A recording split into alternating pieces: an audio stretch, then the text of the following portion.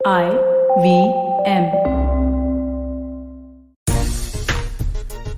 जून के महीने में क्रिकेट के मैदान पर दिखता है क्रिकेटर्स का जलवा। वो चाहे हम 1983 वर्ल्ड कप की बात करें, जब जून के महीने में भारतीय टीम ने पहली बार वर्ल्ड कप जीता, और उसके बाद 2013 चैंपियंस ट्रॉफी की बात करें, जब महेंद्र सिंह धोनी की अगुवाई में हमने चैंपियंस ट्रॉफी जीता, और एक बार फिर साल 2021 जून के महीने में हमें मिला एक नया वर्ल्ड चैंपियन। अब आज चर्चा का विषय थोड़ा दूसरा है। आज इस वर्ल्ड टेस्ट चैंपियनशिप में से हम 11 खिलाड़ी चुनेंगे अलग अलग कंट्री से और बनाएंगे best world test champion playing 11। और इसमें सेलेक्टर आज हमारे साथ होंगे अयाज सर और सवा भाई। खेल नीति पर आप दोनों का बहुत बहुत स्वागत है। हमारे तमाम दर्शकों का भी और श्रोताओं का भी बहुत बहुत स्वागत है हमारे साथ जुड़ने के लिए।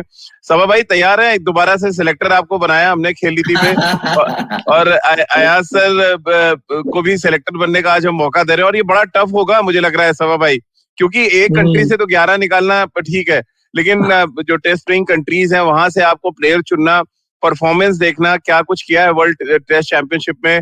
सबसे मुश्किल क्या था, भारतीय खिलाड़ियों को जगह देना या सही कॉम्बिनेशन खिलाना? क्योंकि जब आप टीम चुनने बैठते हैं तो पहला यही आता है कि हमारे देश के कितने खिलाड़ी हम टीम में जगह दे सकते हैं।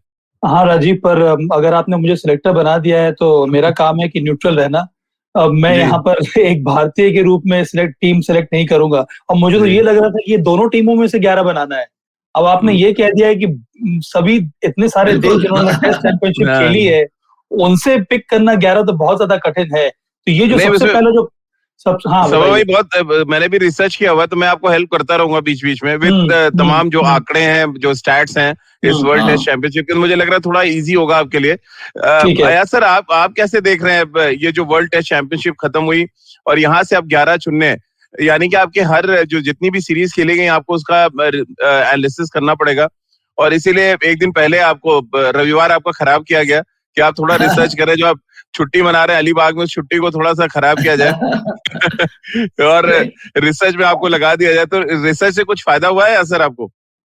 देखिए, मुझे भी उसी दुविधा में डाला है आपने जैसे सबा है, क्योंकि मैंने भी सोचा कि शायद फाइनल से जो मैच हुई इंडिया न्यूजीलैंड उसमें से 11 चुनने हैं, लेकिन बहरहाल ये ज्यादा फेयर सिस्टम है कि आप पूरे WTC साइकिल से एक 11 चुना है, क्योंकि एक ही मैच पे अगर आप चुनते हैं तो शायद वो 19-20 हो सकता है उसमें। तो आप थोड़ी सहायता करें, मदद करें, तो हम निकालेंगे 11 प्लेयर्स इसमें से। आंकड़े देते रहे आप। बिल्कुल। तो सवा भाई जी पहला मैं एक 2-4 प्लेयर्स जो है वो इमीडिएटली जो ध्यान में आते हैं, और मुझे लगता है कि सबसे पहले, और मेरा ये सिलेक्शन ऑलरेडी मैं आपको दे देता हूँ, वो है केन विलियमसन एट नंबर 3। अच्छा, हाँ, आपने पहले ही कर दिया है। तो कप्तान कौन होगा सभा भाई? कप्तान से शुरू करते हैं, कप्तान को भी सिलेक्शन कमेटी में रखेंगे और मैं फिर उसकी जगह ले लूंगा जिसको भी आप कप्तान बनाएंगे। क्योंकि ये एक ऐसी टीम है जिसमें मल्टीनेशनल ये टीम है, हर एक खिलाड़ी जो है वो अलग अलग जगह से आ रहा है, प्रांतों से आ रहा है। तो मुझे लगता है कि इसको लीड करने के लिए आपको एक बहुत ही काम और शांत स्वभाव का कप्तान चाहिए।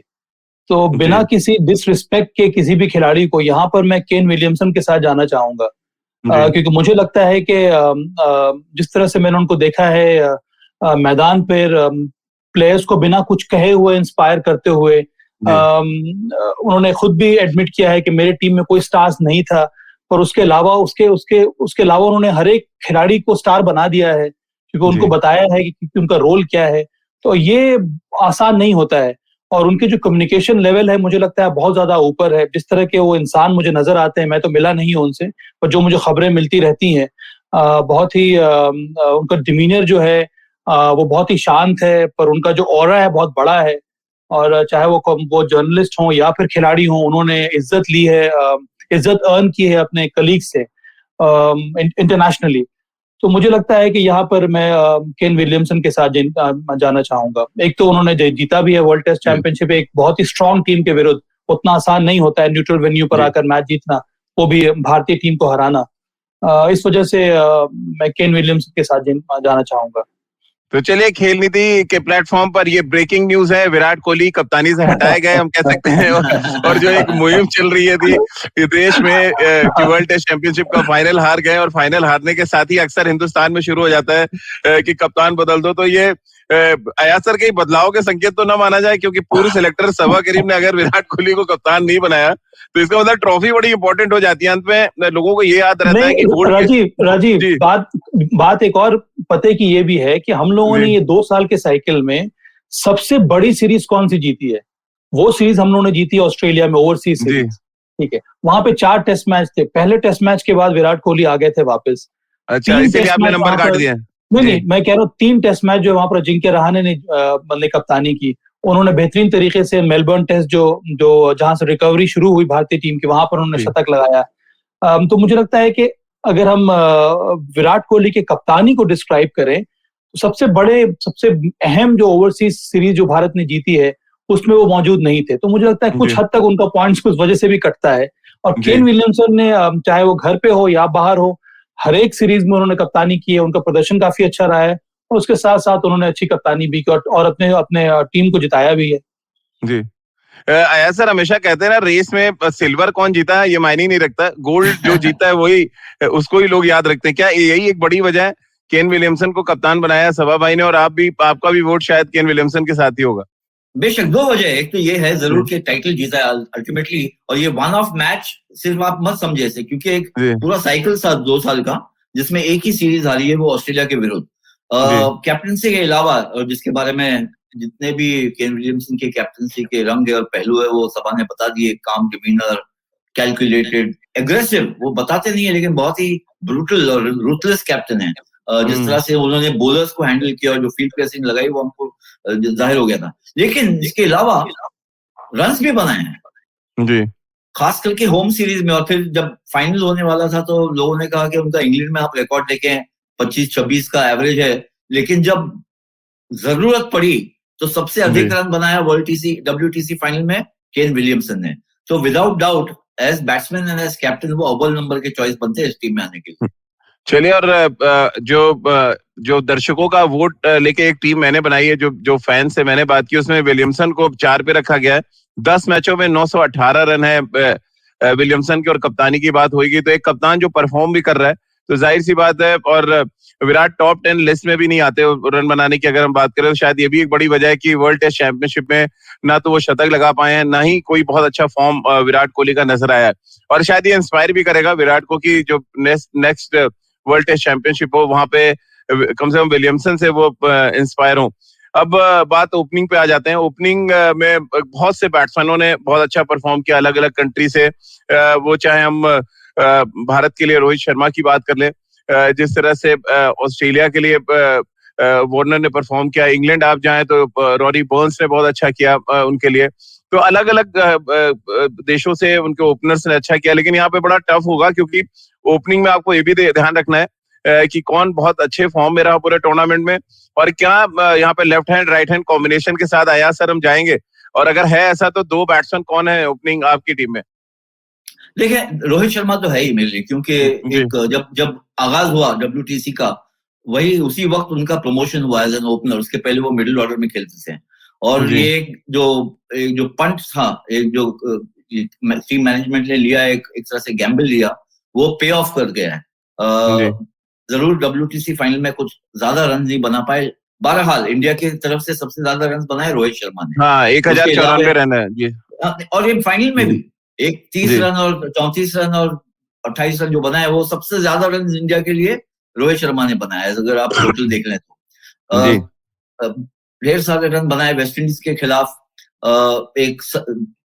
ऑस्ट्रेलिया में हालांकि बड़ी लंबी पारियां नहीं खेले, लेकिन हमेशा ऐसा लग रहा था कि बहुत ही अच्छे फॉर्म में, और इंजरी से आते हुए उन्होंने अच्छे रन बनाए। और एक तरह से उनका और शुभमन गिल का उनकी जो पार्टनरशिप बनी वो बहुत मायने रखी ऑस्ट्रेलिया में सीरीज जीतने के लिए। और फिर हमने देखा कि एक बहुत ही डिफिकल्ट ट्रैक पे चेन्नई में और इंग्लैंड के खिलाफ उन्होंने 160 या 163 रन बनाए और वो मैच भी जीता। यानी अगर वो पारी को अगर आप निकाल लें तो वो मैच बहुत बुरी तरह से इंडिया फिर से हार सकती थी। तो मेरे लिए Rohit Sharma definitely as an opener बनते हैं।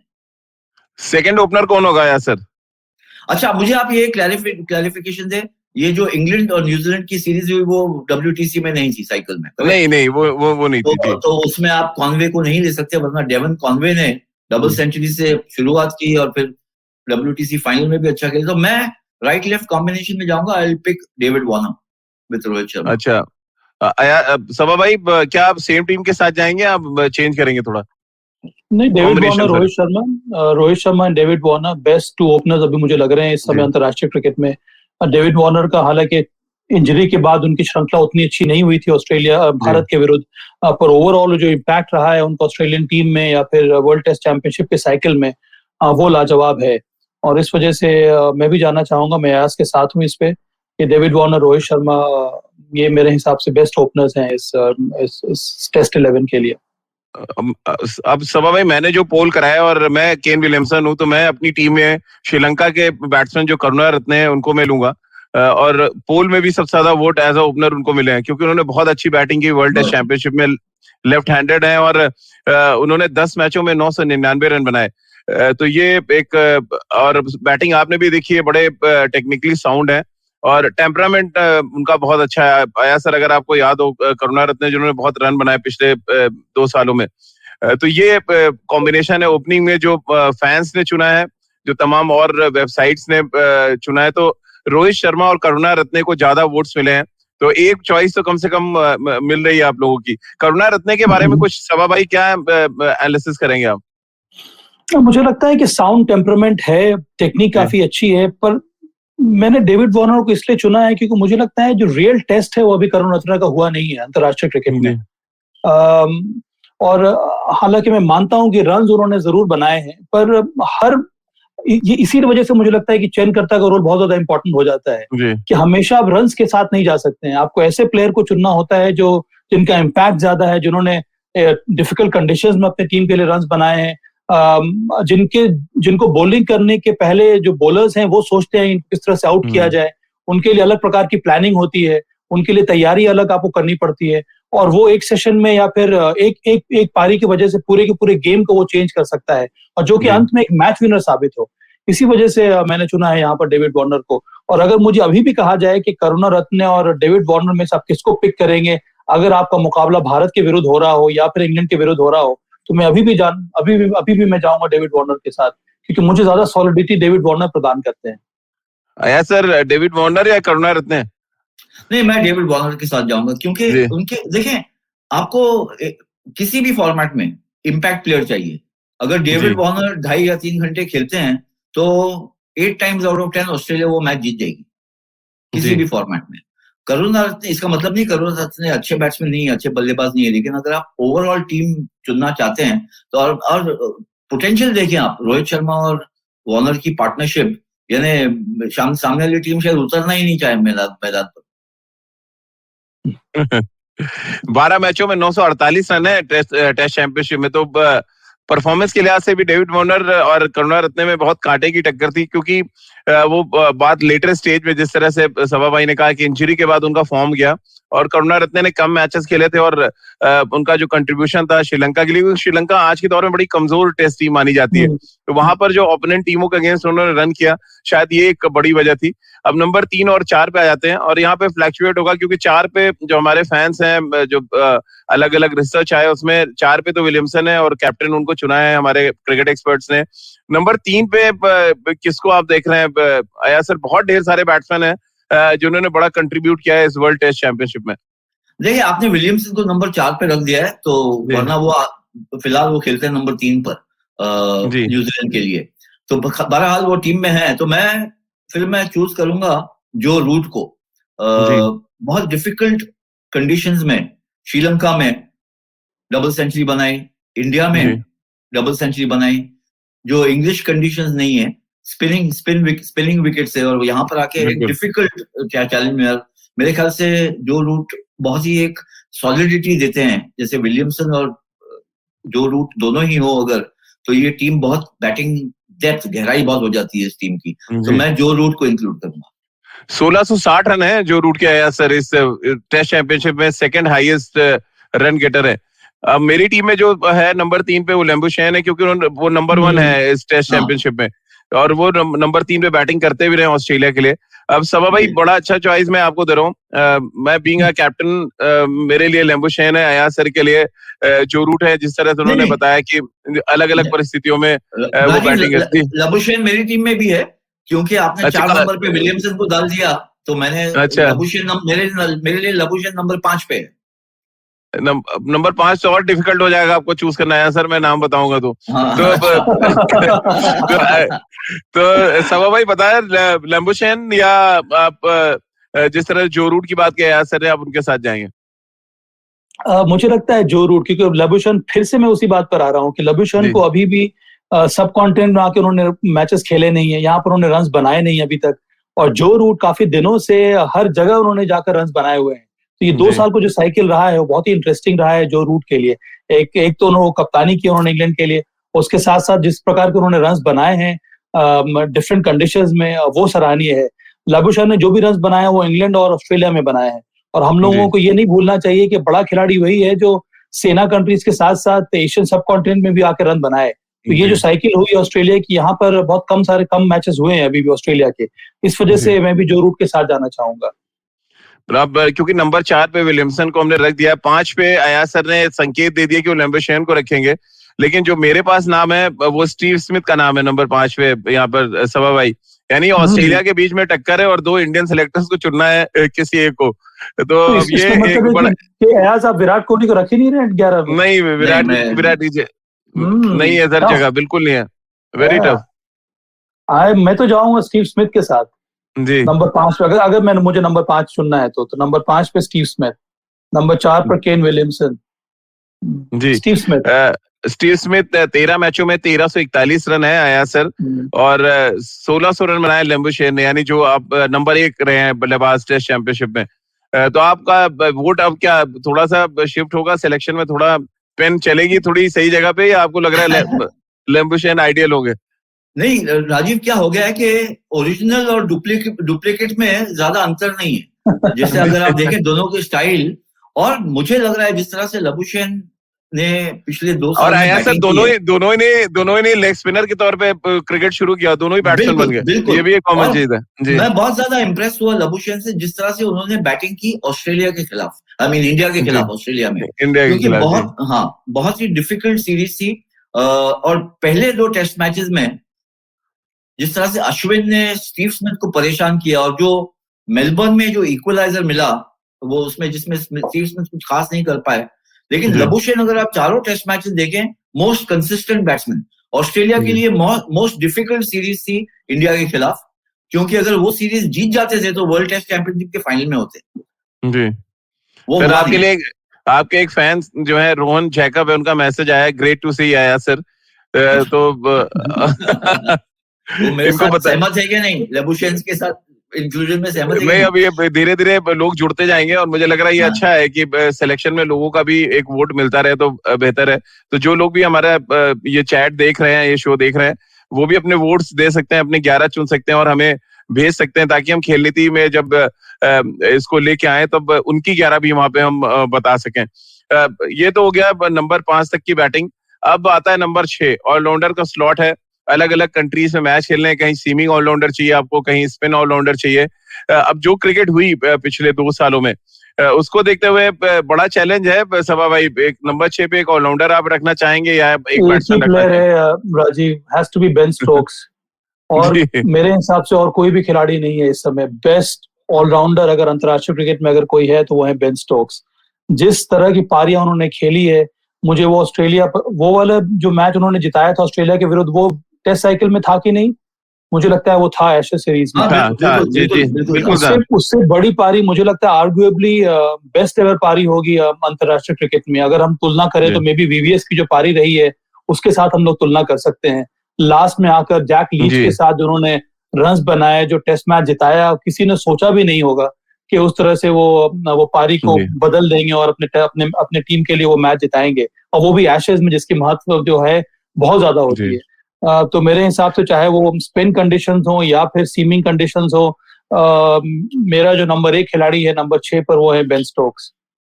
अया सर 1344 रन बनाए हैं बेन स्टोक्स ने, यानी उनका बैट चला है इस टेस्ट चैंपियनशिप में। बॉलिंग तो एडिशनल है। वो आप उनको ऐसा बैटिंग ऑलराउंडर देखते हैं या आप उनको ऐसा बॉलिंग ऑलराउंडर देखते हैं? देखिए, मेरे ख्याल से शुरुआत जो थी उनकी एज अ बॉलिंग ऑलराउंडर थी, लेकिन धीरे धीरे और थोड़ी कुछ इंजरी, बैक प्रॉब्लम वगैरह, उसकी वजह से अब वो शिफ्ट किए हैं, बैटिंग ऑलराउंडर बन गए हैं। लेकिन यही एक बताता है कि कितने बड़े प्लेयर, इतना इजी नहीं है अगर आपको एडजस्ट करना है from bowling allrounder to batting या बैटिंग टू बॉलिंग, ये शिफ्ट इतना इजी नहीं है, लेकिन उन्होंने किया है। और बॉलिंग में अभी भी एक सरप्राइज एलिमेंट रखते हैं, वो जब आते हैं विकेट निकाल लेते हैं। तो मैं बिल्कुल सहमत हूँ सभा से। और ना सिर्फ जो उनका इन्फ्लुएंस रहा है, जो उनका इम्पैक्ट रहा है, वर्ल्ड कप में भी हमने देखा, फाइनल में उन्होंने जिताया इंग्लैंड को। भले ही टेक्निकल जो लॉज से वो सही नहीं थे, लेकिन बेन स्टोक्स का कंट्रीब्यूशन बहुत जबरदस्त था फिर उस सीरीज में। एक अगर आप कहें कहीं ना कहीं एक हल्कापन नजर आया, वो सीरीज अगेंस्ट इंडिया के खिलाफ जिस तरह से वो आए, और उम्मीद थी कि ये बहुत क्लासिक बैटल हो जाएगा, Indian spin versus Ben Stokes. वो रहा नहीं। एक पारी शायद उन्होंने अच्छी खेली, लेकिन अश्विन ने बहुत परेशान किया, अश्विन ने। तो बहरहाल as an allrounder number 1 definitely वही है। और इसमें कोई मुझे यानी कोई ज्यादा डिबेट नहीं है कि नंबर 6 पे कौन है। बिल्कुल। हर्ष जैन है सभा भाई, उनका कहना है Virat Kohli should be drop. तो ऑलरेडी हमारे सिलेक्टर्स ने जो ड्रॉप कर दिया है खेल नीति के प्लेटफॉर्म पर। ये सबसे बड़ी खबर है कि प्लेइंग 11 में विराट कोहली को जगह नहीं। और आज के दौर में जब मॉडर्न क्रिकेट में सबसे बड़े बैट्समैन के तौर पे विराट कोहली को देखा जाता है, लेकिन पिछले 2 सालों ने उनका ग्राफ किस कदर नीचे लाया है कि हिंदुस्तान के सेलेक्टर्स हैं और थोड़ा अगर बायस भी होते तब भी वो जगह नहीं दे पा रहे। लेकिन वापस हम बेन स्टोक्स की बात पे आ जाएं। सभा भाई, आज के डेट में अगर एक खिलाड़ी कोई वर्ल्ड में हो जिसको हर कप्तान लेना चाहता हो, तो क्या आपको लगता है वो बेन स्टोक्स होंगे, जितनी भी टेस्ट प्लेइंग कंट्रीज हैं?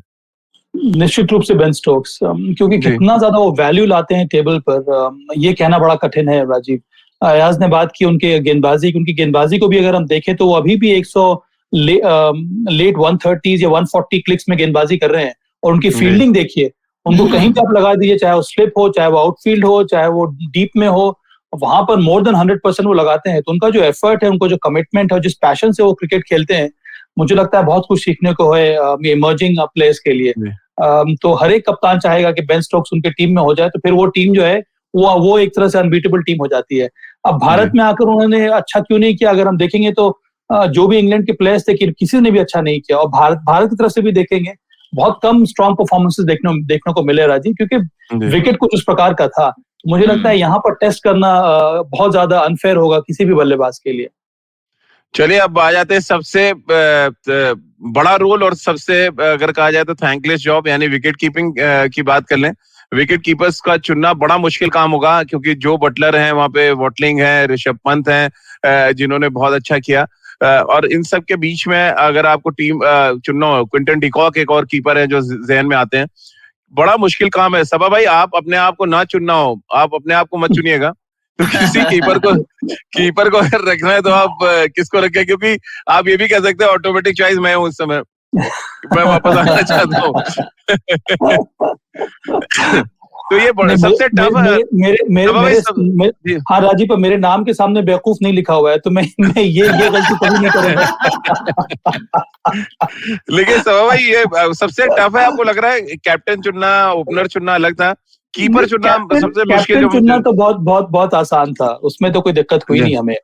अब मुझे लगता है एक दो नाम हम लोग मिस कर रहे हैं। एक तो पाकिस्तान के 1-2 प्लेयर जिन्होंने बहुत ज्यादा प्रभावित किया, जिसके बारे में बात की नहीं है। एक तो बाबर आजम, उनका रिकॉर्ड क्या है इसके बारे में मुझे जानकारी नहीं है, पर जहां जहां उन्होंने ट्रैवल किया ओवरसीज में, उनका ट्रैक रिकॉर्ड काफी अच्छा है। पर अभी भी वो 10 मैचों में 932 रन है जी, 10 मैचों में 932 रन। जिन प्लेयर्स को हम लोगों ने चुना है उसके मुताबिक वहां पर वो नहीं पहुंचे हैं, पर आने वाले समय में उनकी भी बात हम लोग जरूर करेंगे। और विकेट कीपर में भी मुझे लगता है कि सभा भाई, बाबर आजम पे अपडेट एक आपको कर दूं, 60 का एवरेज रहा है उनका टेस्ट चैंपियनशिप में। यानी कि धीरे धीरे वो जो हम लोग मार्क सेट कर रहे हैं वहां वो पहुंच रहे हैं जी। अगर हम देखें ओवरऑल, मुझे मोहम्मद रिजवान जो पाकिस्तान के विकेट कीपर बल्लेबाज हैं, बहुत ज्यादा उन्होंने प्रभावित किया है मुझे। और अगर मैं तकनीक की सिर्फ बात करूं तो मुझे लगता है कि वॉटलिंग के बाद या वॉटलिंग के साथ के लेवल में है मोहम्मद रिजवान। तो उनके 1-2 मैचेस जो हम लोगों ने देखे हैं, चाहे वो स्पिनर्स हो या फिर पेस बॉलर हो, उनकी तकनीक लाजवाब है। और मैंने उनको कभी भी कोई स्टंपिंग या कैचेस छोड़ते हुए देखा नहीं है। रन्स कितने बनाए उसके बारे में मुझे जानकारी नहीं है, पर वो भी एक स्ट्रॉन्ग कंटेंडर होंगे। पर अगर हम देखें इम्पैक्ट को लेकर, किस खिलाड़ी ने, किस विकेट कीपर ने आके अपनी टीम को जिताया है बल्लेबाजी में, तो इस समय सिर्फ 2 नाम उभर कर आते हैं। एक है जॉस बटलर और दूसरा है ऋषभ पंत। ऋषभ पंत की वजह से भारत मुझे लगता है कि इस समय वर्ल्ड टेस्ट चैंपियनशिप के फाइनल में वो प्रवेश किया, क्योंकि ऑस्ट्रेलिया में अगर ऋषभ पंत उस तरह की पारी नहीं खेलते या फिर इंग्लैंड के विरुद्ध उस तरह के शतक वो नहीं लगाते तो मुझे लगता है बड़ा कठिन होता। जॉस बटलर की भी कुछ वही हालत है, जिस तरह से उन्होंने अपने टीम को जिताया है, विशेष करके पिछला साल मुझे याद है पाकिस्तान के विरुद्ध उन्होंने आके शतक लगाया था। तो ये दो जो प्लेयर्स हैं ये बहुत टफ रहेगा इनमें से चुनना। डिकॉक ने भी रन बनाए हैं, पर जो इम्पैक्ट रहा है मुझे लगता है कि ऋषभ पंत और जॉस बटलर का ज्यादा रहा है। पर जो इम्पैक्ट मुझे लगता है कि बहुत कम समय में ऋषभ पंत लेकर आए हैं वो बहुत ज्यादा लाजवाब रहा है, और कीपिंग में जो सुधार उनको देखने को मिला है मुझे लगता है बहुत कॉन्फिडेंट एक यंग कीपर के रूप में इमर्ज कर रहे हैं। और अगर कोई एक्स फैक्टर चाहिए होगा इस टीम में तो वो है ऋषभ पंत। तो मैं इस समय ऋषभ पंत के साथ जाना चाहूंगा नंबर 7 पे। चलिए, क्योंकि मैं केन विलियमसन हूँ और जाहिर सी बात है मुझे भी चॉइस करने का मौका है, और मैं भी सभा भाई के साथ जाना चाहूंगा। मैं ऋषभ पंत को ही रखूंगा टीम में, हालांकि उनके रन बड़े कम है, 700 रन है, बट वो जो इम्पैक्ट उन्होंने ऑस्ट्रेलिया में डाला, जिस तरह की बैटिंग उन्होंने इंग्लैंड के अगेंस्ट की। राजीव, उन्होंने ज्यादा मैचेस खेले नहीं है, उन्होंने वर्ल्ड टेस्ट बिल्कुल साइकिल गाड़ा है, उन्होंने 12 मैचेस खेले जी। राजीव देखें, वो टीम से ड्रॉप थे, ये तो एक थोड़ा सा एक स्ट्रोक ऑफ लक था कि उनकी जगह बन गई टेस्ट सीरीज में ऑस्ट्रेलिया के खिलाफ, और सबसे डिफिकल्ट सीरीज इंडिया के लिए रही है शायद अपने इतिहास में, क्योंकि 6-7 प्लेयर आपके चले गए, कैप्टन नहीं है, नए दूसरे कैप्टन है, और टीम स्ट्रगल कर रही है, 36 पे ऑल आउट हो गई। उसके बाद जिस तरह से आके ऋषभ पंत ने मोर्चा संभाला है, और जो जिस तरह से मैच अल्टीमेटली सीरीज आपने जीता है, उनका बहुत बड़ा योगदान है। अब बिल्कुल मैं सभा से सहमत हूँ कि मुझे लगता है कि 10, 12, 15% अगर इंप्रूवमेंट विकेट कीपिंग में आ जाए, so he will be in the वो एडम गिलक्रिस्ट के क्लास की बात हम कर सकते हैं। बहुत बड़ी बात है, बिग बुश, लेकिन उनके पास ये पोटेंशियल है।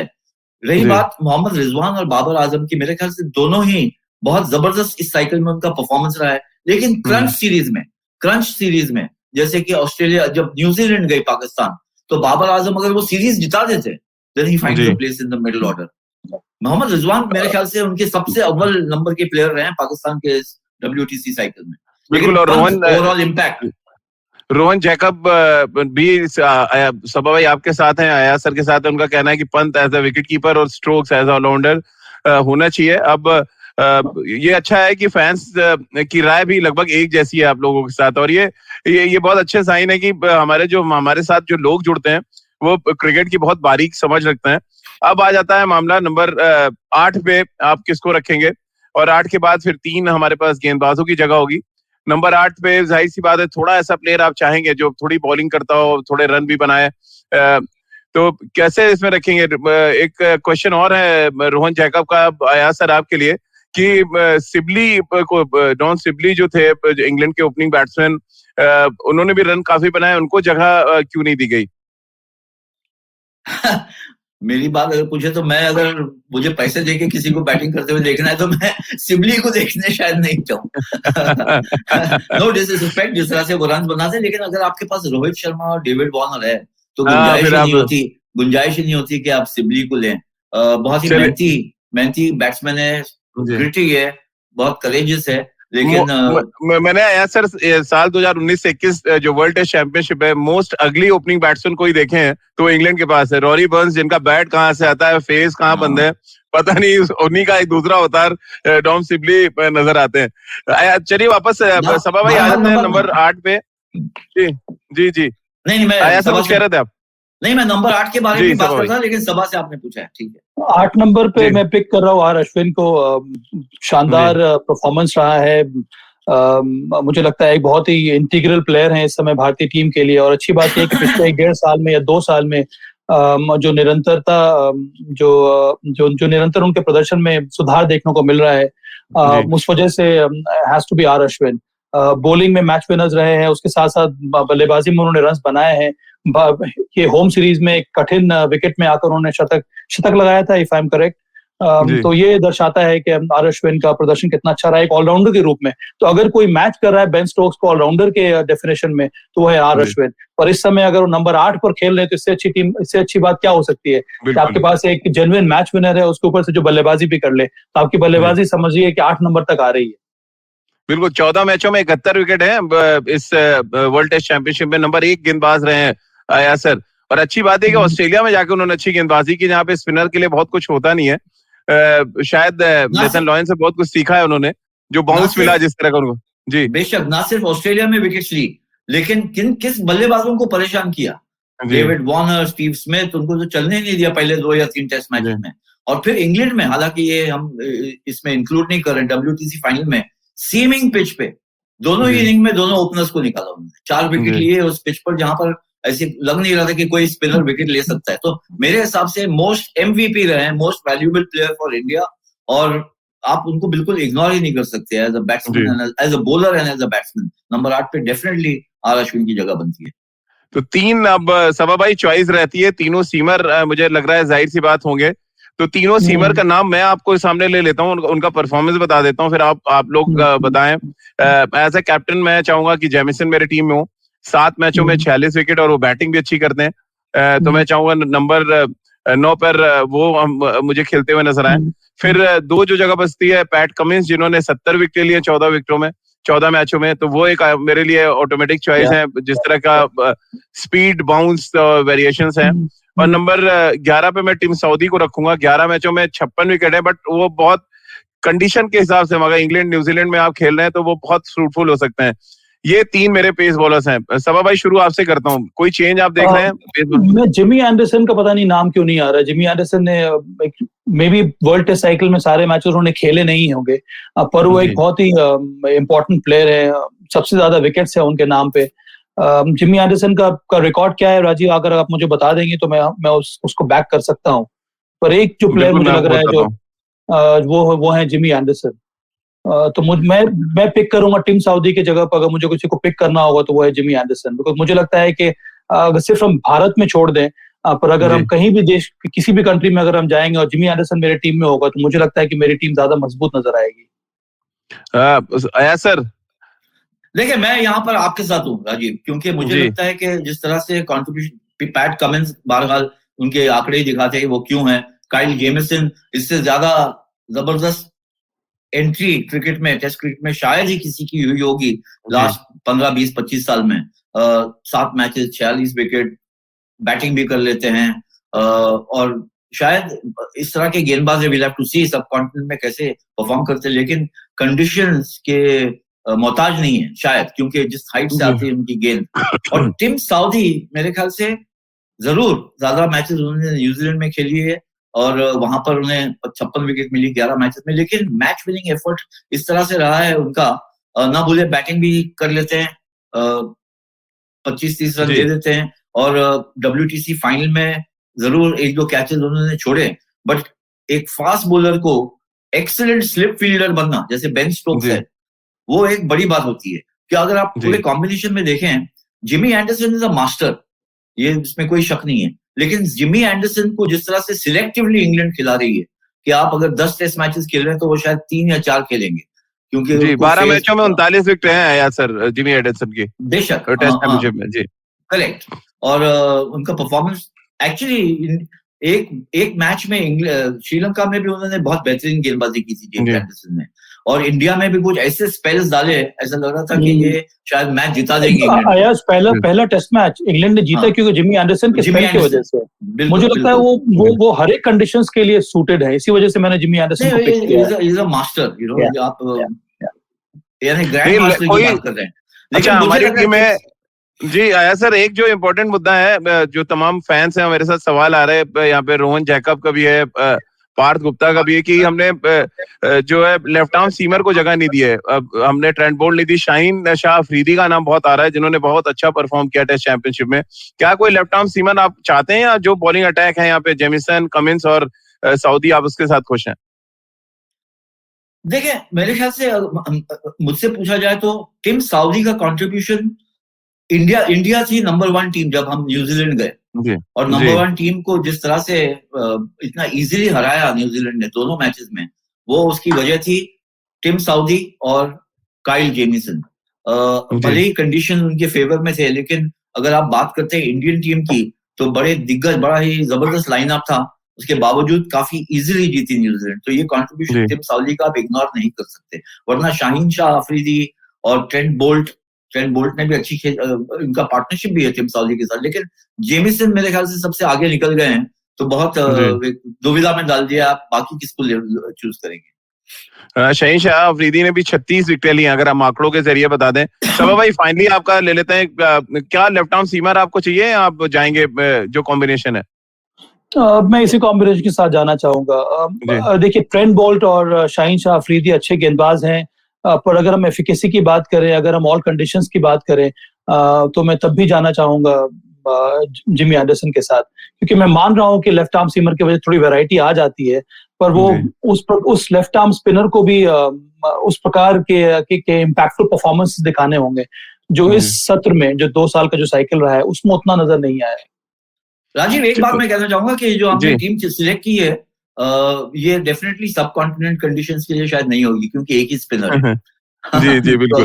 तो अगर आपको टीम को 12th मैन भी एक इंक्लूड करना है, अगर मैच शायद इंडिया या पाकिस्तान में हो, तो 12th मैन को एक स्पिनर को रहना चाहिए। तो किसको रखेंगे आप अगर 12th मैन में एक स्पिनर रखना है? मुझे सिर्फ आंकड़े चाहिए यासिर शाह के। यासिर शाह का मैं आपको बता सकता हूँ, यासिर शाह ने लिए हैं 10 मैचों में उनके हैं 43 विकेटें। हाँ, तो as a bowler I would 12वां खिलाड़ी, क्योंकि जडेजा काफी अरसे तक इंजर्ड थे, उन्होंने ना इंग्लैंड के खिलाफ खेला। परफॉर्मेंस है राजीव जडेजा का मैं एक बार देखना पड़ेगा आंकड़ा, मुझे रवींद्र जडेजा के आंकड़े हैं, 11 मैचों में उनके हैं 29 विकेटें, तो टेस्ट चैंपियनशिप में वो इम्पैक्ट उनका नहीं रहा है, बाकी के जो वो शॉर्ट ऑफ फॉर्मेट में जो उन्होंने, लेकिन उनकी बैटिंग बड़ी इंपॉर्टेंट रोल अदा करती है, ये हम सबने देखा जी। और फील्डर कमाल के। मेरा 12th मैन आया जडेजा, नो ब्रेनर, क्योंकि 6 मैचेस मिस किए उन्होंने। इंडिया में तो शायद 15-20 विकेट मिल जाती थी उनको भी, जैसे अक्षर ने ले लिया विकेट्स और ज्यादा। सर और अच्छा फील्डर चाहिए तो कॉर्नवॉल को भी ले सकते हैं, वेस्ट इंडीज में जो है। तो चलिए, क्योंकि it's a tough call between Jadeja and Yasir, because you know as a leg spinner बहुत एक एडवांटेज होता है अगर पिच वैसी हो, और as a left arm spinner, so it's a toss up.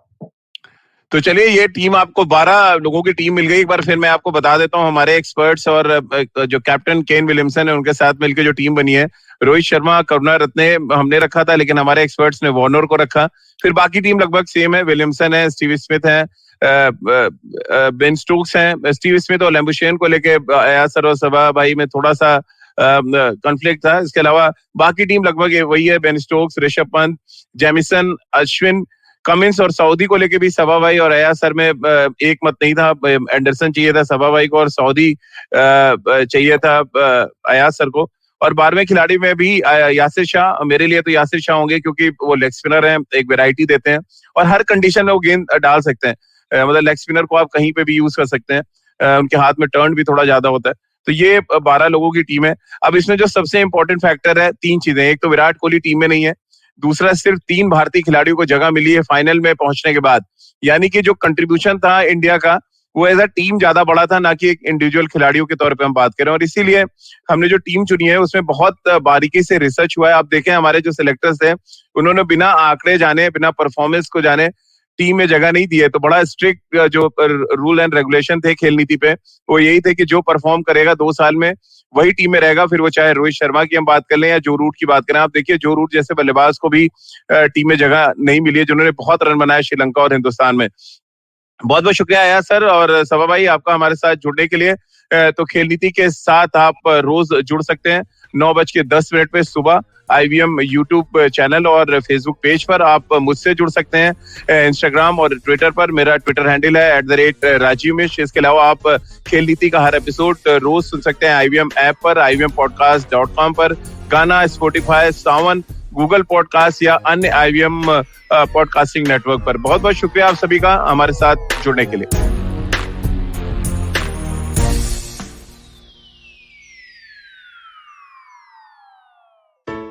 I hope you enjoyed that show. If you aren't following us on social media, please do. We're IVM Podcasts on Twitter, Facebook, and Instagram. We'd like to thank the sponsors on the network this week. Thank you so much to Cred, Ciet, and Global Victoria. Without you guys, this thing would not be possible. So, on the note, Maruk Inayat gives us an overview of the potential Twitter ban in India. On This Round is on me. Gauri Devi Dayal was joined by actor-producer Poorna Jagannathan to talk about her career in Bollywood, Hollywood and theatre. She talks about the upcoming season of the show Never Have I Ever. On Cyrus Says, we had legendary musician Usha Uttup. She took us through her journey and shared her experiences as the unconventional musician. In the second installment of the Father's Day special on Akla Station Adulthood, Ayushi has a candid conversation with her father, Siddharth Amin.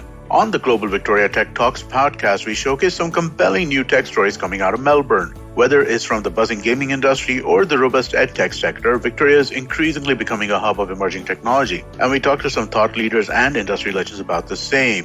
Catch all the action from the World Test Championship on the Edges and Sledges podcast. For our Hindi listeners, we have Khel Niti, which goes live on YouTube every morning. And with that, I hope to see you again next week. Do you know Tamil? Tamil Puriyuma? Do your children enjoy great stories that inculcate good values? Hi, I am Ravishankar Balachandran and I host the Storytime Tamil podcast. I am excited to share a short story with great moral values every day. Listen to Storytime Tamil on the IVM podcast app, YouTube, or wherever you get your podcasts from.